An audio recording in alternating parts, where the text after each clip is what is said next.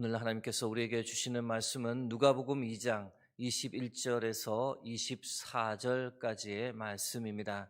여러분이 가지고 계신 성경 신약 90면이 되겠습니다.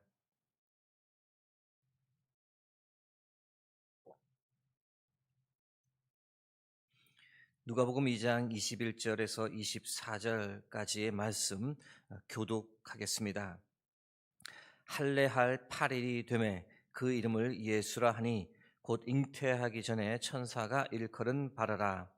모세의 법대로 정결 예식의 날이 참에 아기를 데리고 예루살렘에 올라가니 이는 주의 율법에 쓴 바 첫 해에 처음 난 남자마다 주의 거룩한 자라 하리라 한 대로 아기를 주께 드리고 또 주의 율법에 말씀하신 대로 산비둘기 한 쌍이나 혹은 어린 집비둘기 둘로 제사하려 함이더라. 아멘.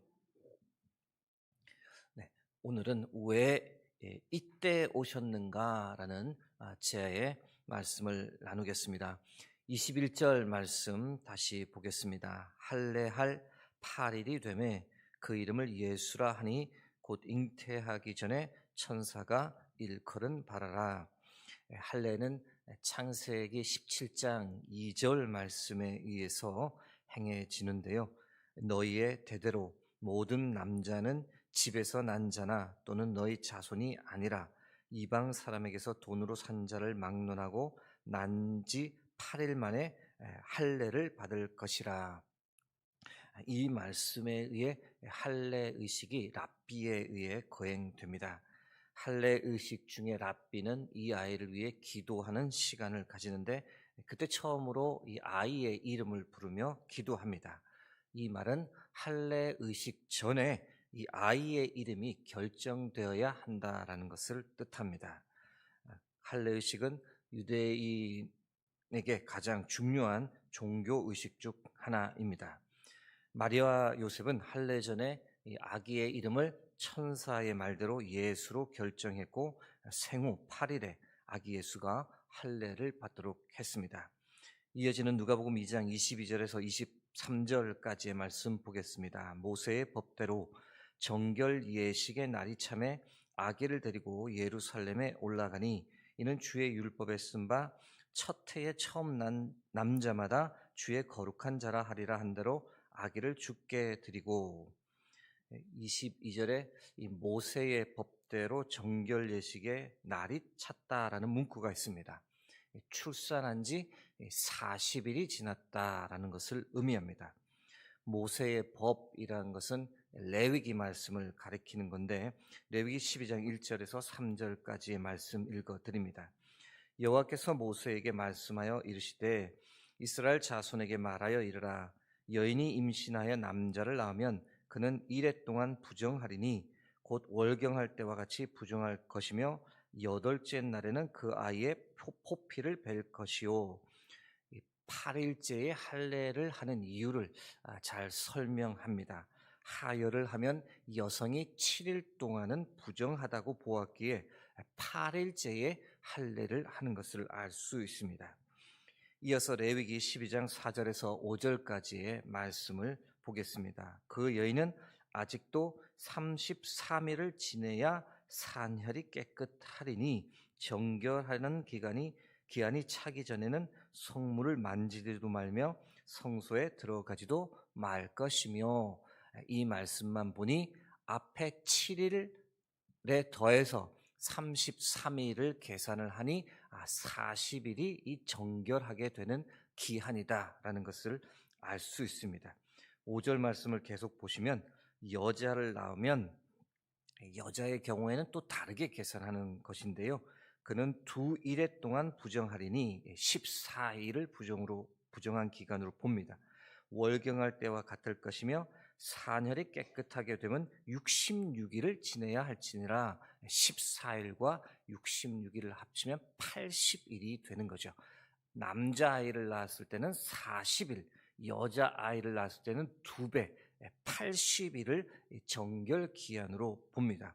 제가 요까지는 알겠는데 왜 여자아이일 경우에는 80일을 잡았을지는 저도 참 잘 모르겠습니다. 저 역시 궁금하기는 합니다. 이 부분을 정리하면 출산한 지 40일이 지나 정결 기한이 끝나고 이제 아기 예수를 데리고 성전에 올라왔다는 겁니다. 성전에 왔던 이유가 무엇일까요? 누가복음 2장 24절 말씀 보겠습니다. 또 주의 율법에 말씀하신 대로 산비둘기 한 쌍이나 혹은 어린 집비둘기 둘로 제사하려 함이더라. 제사를 드리러 왔다는 겁니다. 정결 기한이 끝났을 때. 여기서 말하는 주의 율법이 무엇이냐? 레위기 12장 6절 말씀입니다. 읽어드립니다. 아들이나 딸이나 정결하게 되는 기한이 차면 그 여인은 번제를 위하여 1년 된 어린 양을 가져가고 속죄제를 위하여 집비둘기 새끼나 산비둘기를 해망문 제사장에게로 가져갈 것이요. 정결기한 40일이 끝나면 두 종류의 제물을 준비해서 성전에 와야 했습니다. 번제를 위해서는 1년 된 어린 양, 그리고 속죄제를 위해서는 집비둘기 새끼나 산비둘기, 이렇게 두 종류를 준비를 해서 성전에 올라옵니다. 그런데 방금 전 예수님 가정이 준비한 내용을 보면 양은 없었습니다. 그 이유가 무엇일까요? 레위기 12장 8절 말씀입니다. 그 여인이 어린 양을 바치기에 힘이 미치지 못하면 산비둘기 2마리나 집비둘기 새끼 2마리를 가져다가 하나는 번제물로 하나는 속죄제물로 삼을 것이요 제사장은 그를 위하여 속죄할지니 그가 정결하리라. 무슨 말씀이냐면 경제적인 여유가 없어서 어린 양을 준비하기가 벅차면 대신에 산비둘기 2마리, 집비둘기 새끼 2마리를 가져와서 번제를 위해 1마리, 속죄제를 위해 1마리를 사용해도 좋다라는 겁니다. 예수님 가정은 어떻게 하셨는지 다시 한번 볼까요? 누가복음 2장 24절 말씀입니다. 또 주의 율법에 말씀하신 대로 산비둘기 한 쌍이나 혹은 어린 집비둘기들로 제사하려 함이더라. 이 사실이 무엇을 우리에게 알려줍니까?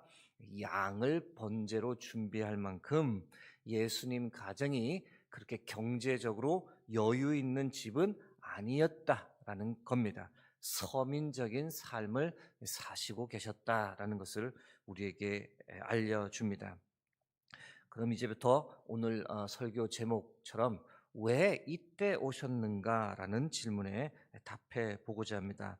여러분, 예수님께서 왜 2000년 전에 이 땅에 오셨어야 했을까요?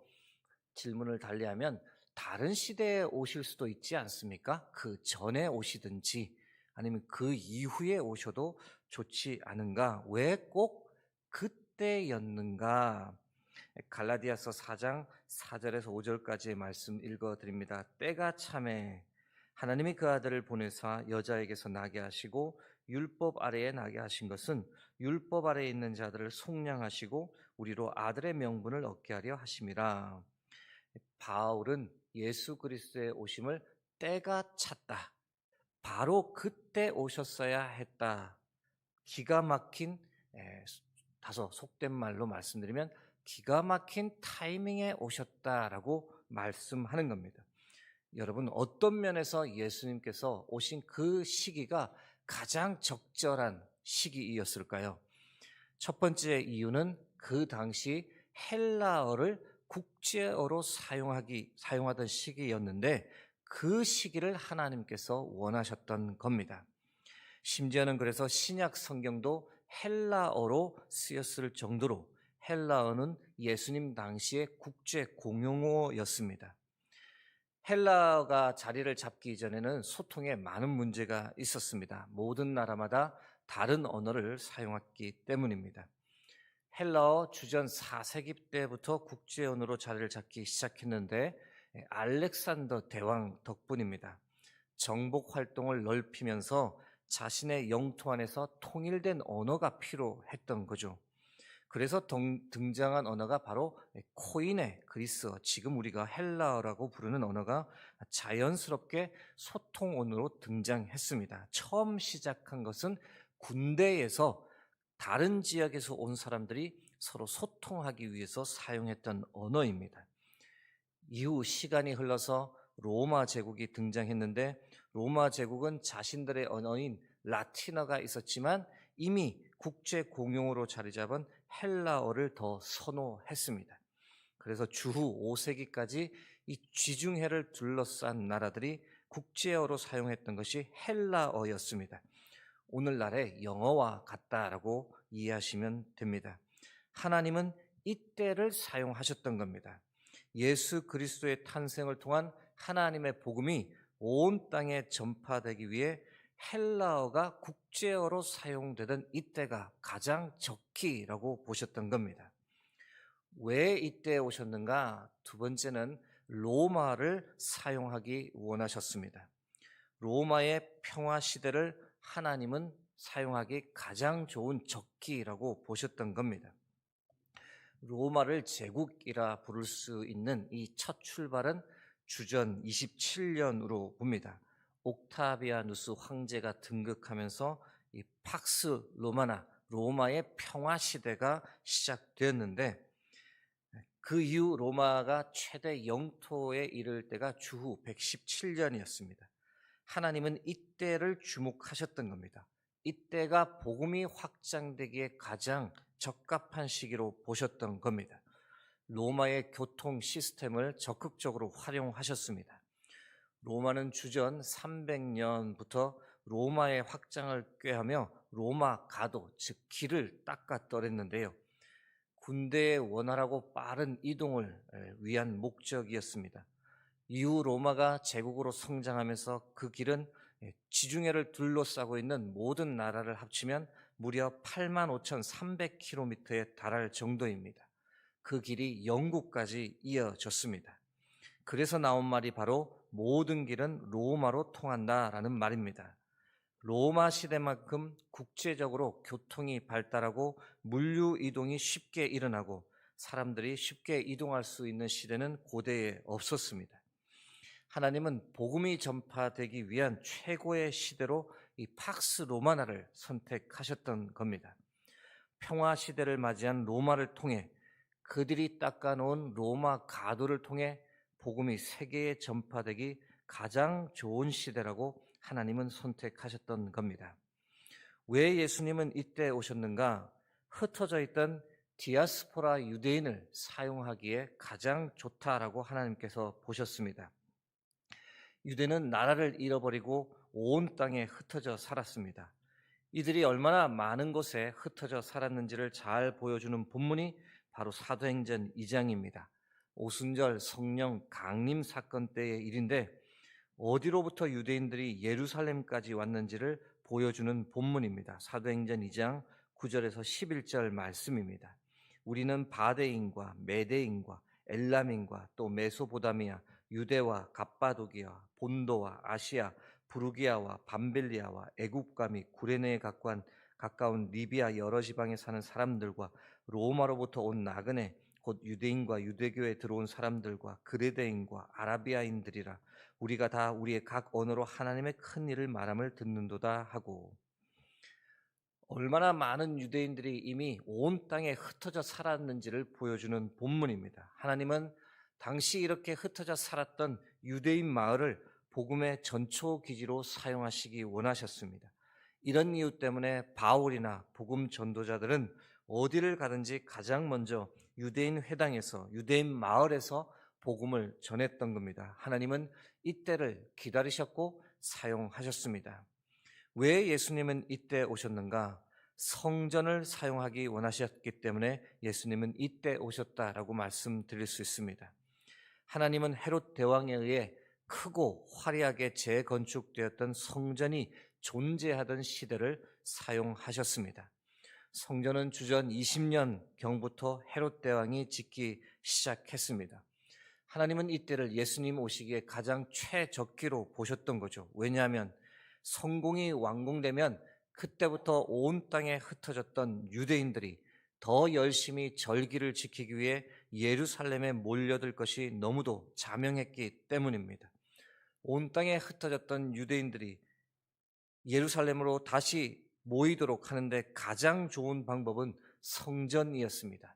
그래서 절기를 지키러 온 수많은 유대인들에게 예수 그리스도의 십자가 죽음과 부활 소식을 들을 수 있도록 하기 위한 최적기였던 겁니다.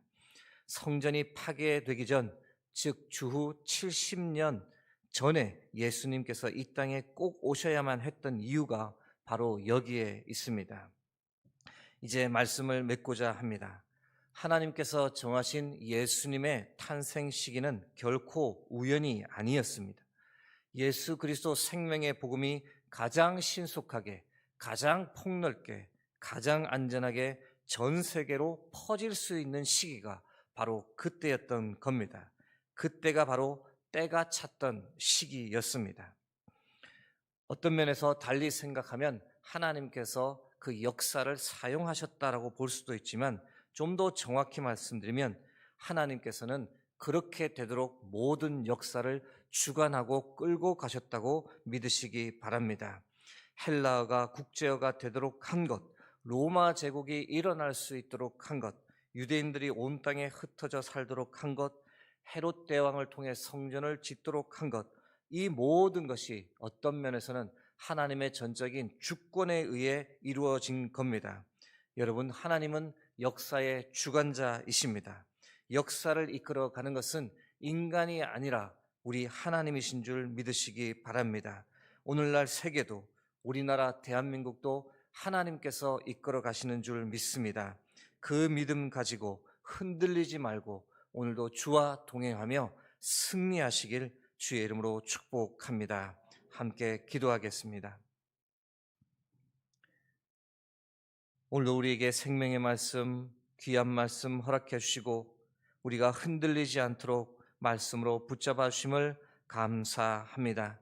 역사의 주관자 되신 하나님과 동행하며 오늘도 주 안에서 승리하며 살아갈 수 있도록 함께하여 주옵소서. 흩어져 있는 모든 교회, 모든 수유동교회 성도님들 2024년 한 해 잘 마무리할 수 있도록 도와주시고 모든 영광을 하나님께 올려드리며 오늘도 살아가게 하옵소서. 318번째, 835번째에서 836번째, 1000번째 헌금을 올려드립니다. 드린 손길 그 가정에 주께서 복의 복을 더하여 주옵소서. 감사드리며 기료 진료 생명이신 예수 그리스도의 이름으로 기도드립니다. 아멘.